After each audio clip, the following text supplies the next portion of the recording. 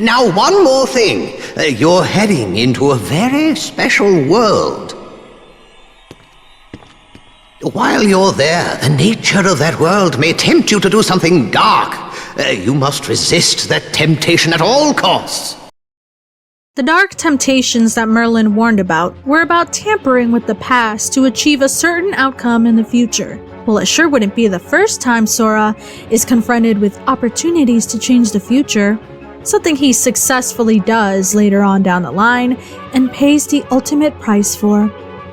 But what if I told you that Sora has already done this, and that he wasn't alone in doing so?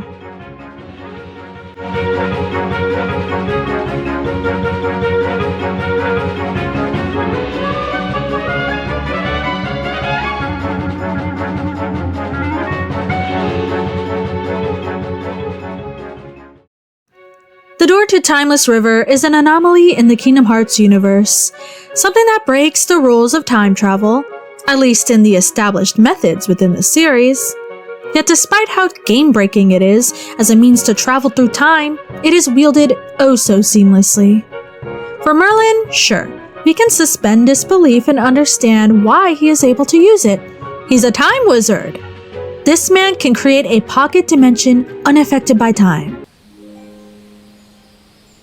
Merlin has used his magic to bring us to a place where time doesn't matter. We can take as long as we need to complete our training. He's an amazing wizard. That beginning clip takes place in KH2 though, right before Sora and Co are sent to the past via this mysterious door, one that Merlin was able to conjure despite there already being an existing one. By the end of this part of the game, it seems that the boys have indeed resisted temptation and maintained the flow of time. Except they didn't. Because he met Mickey Mouse.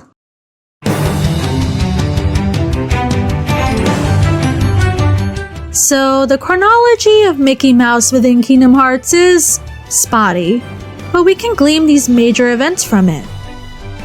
First, Mickey Mouse is in the Timeless River getting up to his usual mischief.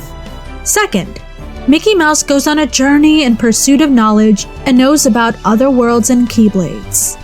And last, Mickey Mouse studies under Yen Sid and becomes a Keyblade Master.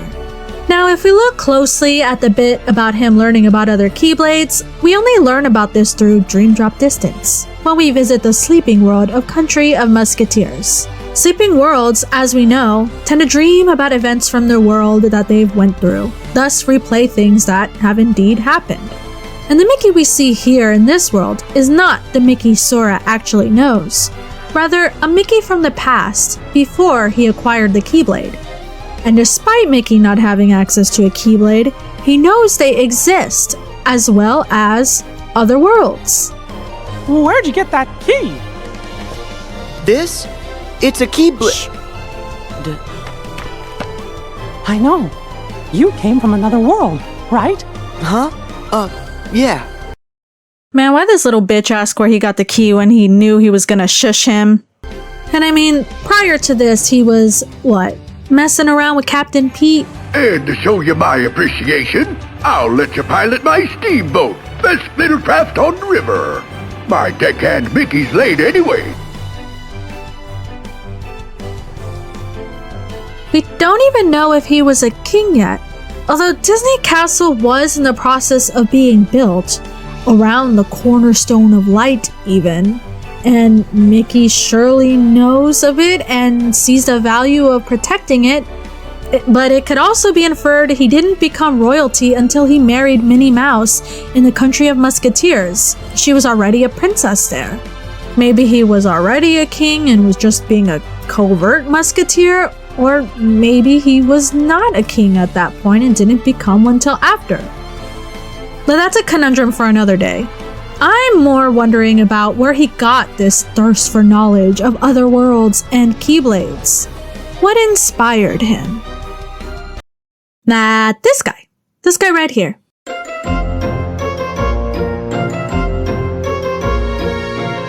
The first time that Mickey Mouse has ever seen a Keyblade was when we visit the Timeless River to help him deal with the Heartless, something he is clearly grateful for. So I proposed the idea that Mickey, after seeing a Keyblade in all of its glory from these strangers from who knows where, was inspired to go out and seek more knowledge, thus leading him to the country of Musketeers, where he would meet Donald and Goofy, as well as the love of his life, Minnie Mouse. This lands him in the apprenticeship of Yen Sid later down, which would inevitably lead him to being a Keyblade wielder and a Keyblade master. This makes the entirety of Mickey Mouse and Sora's friendship a time loop. Because who was there from the very beginning to guide Sora in using that Keyblade? Mickey Mouse! If you don't believe me, here's what the man himself Nomura had to say about it. Mysterious voice. It's the king calling to Sora here. In the dive to the heart, the king guides Sora through his dream, explaining the intentions of the adventure. When Sora acquires the Keyblade for the first time after this, and just before passing through the last door at the end of the world, Sora hears a voice reverberate in him that sounds like the king's. It seems so that those around him understand without hearing. The king speaks to Sora's heart directly.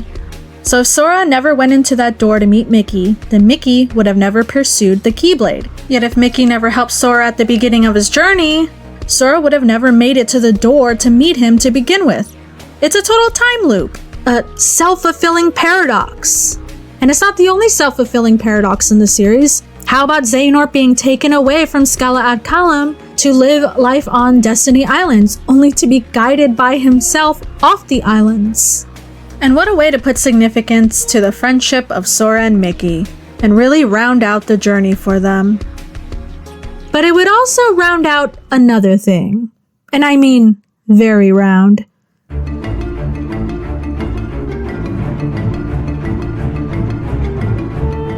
This door did not exist until Pete manifested it. Merlin has to be an all-great and powerful time wizard to perform his time shenanigans, and Sora had to break the entire fucking game to beat Xehanort at a time travel slap fight. But Pete?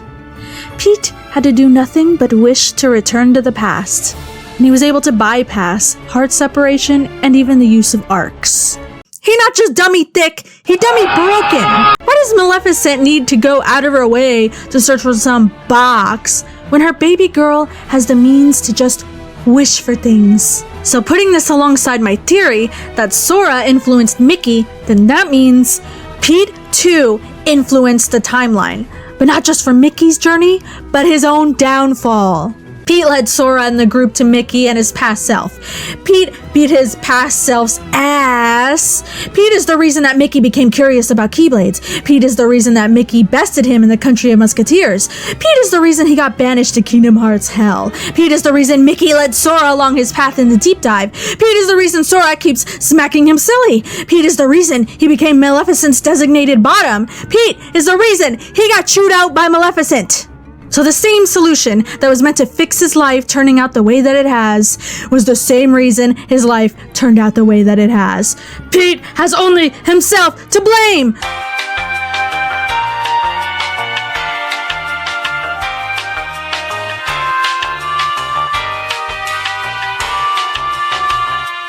But why stop there? I could stretch it even further. Pete is the reason Sora continued his journey as a Keyblade warrior. Pete is the reason Sora connects heart to heart. Pete is the reason that Sora performed the time-bending ass pulls to defeat Xehanort. Why does Xehanort get all the credit for having a hand in the fate of everyone's destiny? Clearly it was Pete. It's all Pete!